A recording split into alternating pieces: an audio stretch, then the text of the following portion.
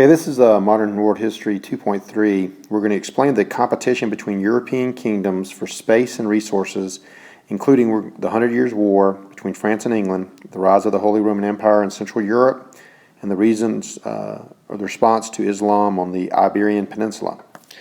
Now, the first slide here is about the question, what were the causes of the 100 Years' War? And you see that on the worksheet that I gave you of essential knowledge for Modern World History 2.3 standard. And there's several reasons. The 100 Years' War lasted for 116 years, started in 1337 and lasted until 1453. It was a fight over basically land, as you see right here, England and all of France. Okay, this is the battle line of the territory where they were fighting. The princess at the time, France, Princess Isabella, and King Edward of England, they married, and this has ensured that this powerful vassal remained loyal to the French monarchy. I mean, we know vassals are nobles, so this marriage between a French princess and the King Edward of England, the territory remained in their hands. Isabella's three brothers they served as the king of France, but they never produced an heir. Her son, King Edward III, claimed the throne in 1337 at the time the war began. Now, a French court decided to award the throne to a distant cousin, and that's why the fighting began, and we have the 100 Years' War. All right, we're going to continue with Modern World History 2.3 standard, and the question is, how did weapon technology become more advanced during the course of the 100-Year War? The war lasted for 116 years. That's a long period of time, and technology definitely can change over that period of time. When you look at American history and you talk about the advancement of technology from the Mexican-American War in 1848 to the American Civil War, 1961 through 65, the use of cannons, the use of repeat rifles, and then to World War I in 1914, America's entry in 1917, great advances. So the 116 years here, we would also see these great advances. One of the main one that I have showing you here, the cannons. You see the castle here. You see soldiers firing down upon the soldiers, and you see bow and arrows, a crossbow here, the crossbow here. But the cannon would become extremely important during this time period. One is they were very good at hitting moving targets, or rapidly moving targets. Instead of having to use cavalry as in the form of horses, you could use cannon, and they would do a great deal of damage. As the cannons grew larger, they provided quite effective in blasting holes through the heavy walls of the medieval castles and the towns of the time. So you can see the destruction that would be done here in these walls, and that would allow troops with ladders and things like that, to enter these castles and to claim their military objectives.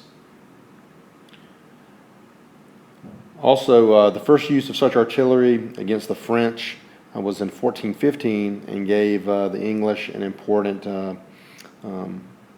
leg up on the English, and we would see this type of warfare, like I said, latter in the latter years of the 100 Years' War. Okay, looking at the standard right now, we have the question about what was Joan of Arc's role in the 100 Years' War. She had a very important role. Ironically, she was kind of groundbreaking in the sense that a woman would have this type of role in this historical period. Not necessarily a queen or a princess, but understand that Joan of Arc was a peasant girl, and that she would be able to lead the French army, and in helping to defeat the English is phenomenal for its time. at a young age, she felt like she was God's instrument in defeating the English. She dressed in knight's armor, and she was able to rally the French troops at the Battle of Orleans when they seemed to be defeated. She led a counterattack that helped win that battle.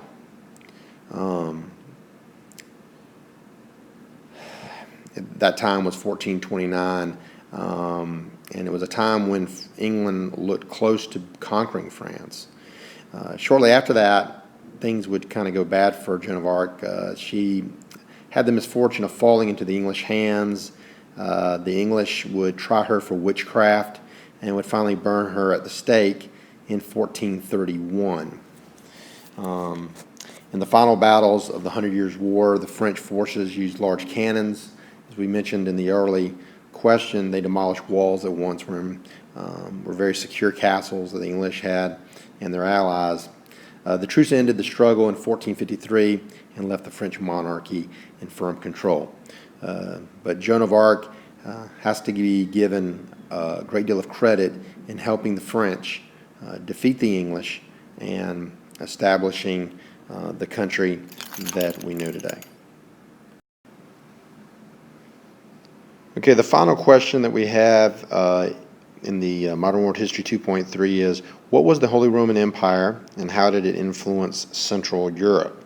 We see right here the map of Europe, and we see where the Holy Roman Empire, the Central Europe here, Eastern Europe, and what it possessed. Okay, not a large area of land, but significant. You see France here, and then Great Britain here, and then we see the Iberian Peninsula here. In 1519, the electors of the Holy Roman Empire chose Charles V to be its new emperor. He became very powerful. He was of the Habsburg family of Austria, and he inherited also the Spanish thrones. So with his vast resources, he was hoping to centralize his imperial power and lead a Christian coalition to halt the Islamic expansion into southeastern Europe. Muslim rulers, as we know, controlled the Middle East, and they went into the Mediterranean here. Here's where the Byzantines were being attacked in Turkey, modern-day Turkey, and then North Africa, and then they were going into, naturally into Spain here. But we were looking at the fact the underbelly here up to Vienna, where the Muslims were attacking and where Charles V wanted to stop them. Charles V and his Christian allies eventually stopped the advance of the Ottomans, and that'd be the Muslims, in Vienna in 1529. Charles' efforts to build the Holy Roman Empire as the largest and the strongest state in Europe were ultimately the failure. One reason was the King of France, Francis I, had lost the election to become the Holy Roman Emperor, and he supported the Muslim Turks, trying to weaken his rival Charles V.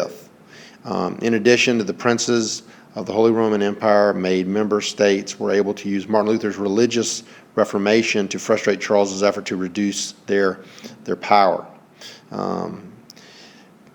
Luther appealed to the German nationalism in the Protestant Reformation. Many German princes opposed Charles V's defense of the Catholic Church, and as a result, Luther was basically excommunicated, and Charles V was forced to allow limited religious toleration in Germany.